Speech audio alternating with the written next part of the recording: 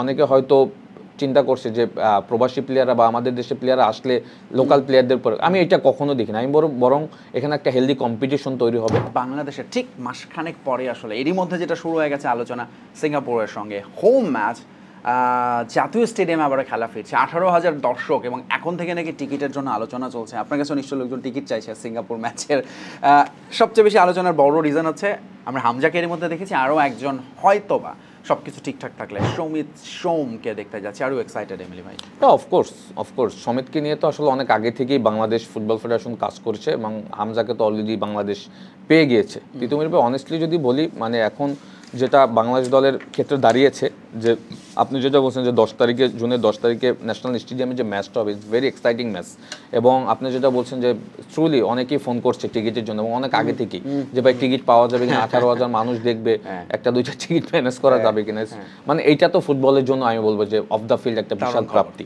হ্যাঁ, কারণ এটা তো একটা সময় ছিল আমরা যখন আমাদের ক্যারিয়ারের শুরুর দিকে আসলে এরকমের লিগের ম্যাচ দেখার জন্য মানুষ টিকিট চাইতো, যা সত্যি কথা। তো ওই হাইপটা কিন্তু অলরেডি তৈরি হয়ে গেছে। এবং সমিত সোম যেহেতু আসলে বাংলাদেশ দলে খেলবে এবং হামজা যেহেতু খেলছে, দলটা আমার কাছে মনে হয় যে একটা স্ট্রং জাতীয় দল অলরেডি পরিণত হয়ে গিয়েছে। এবং স্ট্রুলি যদি আপনি দেখেন যে এই গ্রুপ থেকে কিন্তু আপনি এশিয়া কাপ খেলার এখন স্বপ্ন দেখতে পারেন, কারণ আপনার ম্যাচ সিঙ্গাপুরের সাথে, সিঙ্গাপুরকে যদি আপনি এখানে হারাতে পারেন, আপনি পয়েন্ট টেবিলে 4 পয়েন্টস হয়ে যাবে, এবং এই গ্রুপে কিন্তু সবার 1 পয়েন্টস করে রয়েছে।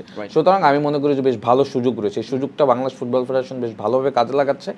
ডিপেন্ড অন আসলে সামিত সোম এবং হামজাকে আসলে বাকি প্লেয়ার আসলে কিভাবে তাকে, একজন ডিফেন্সিভ মিডফিল্ডিং পজিশন, আরেকজন মিডফিল্ডে আছে, এবং বাকিদের আসলে football of course it's a team game. But Samit Som সম্পর্কে কয়েকটি বেসিক ইনফরমেশন আসলে দেওয়া দরকার। তিনি মূলত সেন্ট্রাল মিডফিল্ডার এবং কানাডার যুব দলগুলোতে তিনি খেলে এসেছেন, আন্ডার 18, 20, 21 এবং 2020 সালে কানাডার জাতীয় দলে অভিষেক হয়ে যায় তার। বর্তমানে তিনি কানাডিয়ান প্রিমিয়ার লিগ ক্যাভালরি এফসিতে খেলছেন।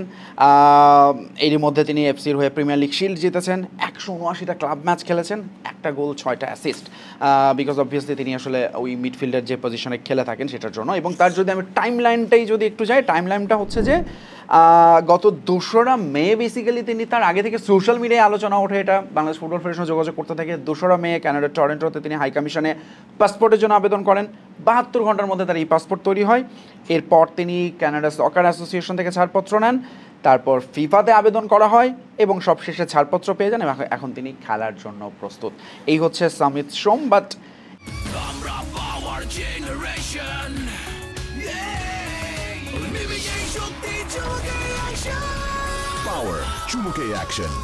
এই যে আমরা এখন আস্তে আস্তে যে দিকটা এগোচ্ছি, আপনি বলছেন এশিয়ার কাপে কোয়ালিফাইং বা বাংলাদেশের ফুটবল নিয়ে কি তার মানে এখন আমরা অনেক বেশি ডিপেন্ডেন্ট হয়ে যাচ্ছে এরকম প্রবাসী ট্যালেন্টদের উপরে তাদেরকে, এবং এটা ভালো বা খারাপ, যদি আপনার কাছে কোনো কমেন্টস করতে চান এ নিয়ে?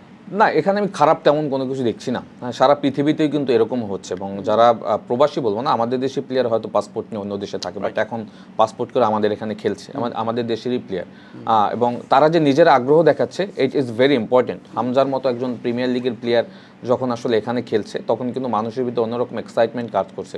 হামজা খেলার পরে সমিত কিন্তু নিজেই আসলে এখানে খেলার জন্য আগ্রহ প্রকাশ করেছে, এবং আরও অনেক প্লেয়ার রয়েছে, ইম্পর্টেন্ট প্লেয়ার রয়েছে, যারাও কিন্তু এখন এখানে খেলার জন্য কিন্তু আগ্রহ প্রকাশ করছে। এটা আমি বলবো যে ইট ইজ গুড সাইন, এবং এইটা যদি কন্টিনিউ থাকে, আমার কাছে মনে হয় যে প্রসেসটা যদি ঠিক থাকে, আমার মনে হয় যে হয়তো রিসেন্টলি যে আপকামিং আমাদের যে টুর্নামেন্টগুলো আছে সেখানে ভালো করার সুযোগ আছে।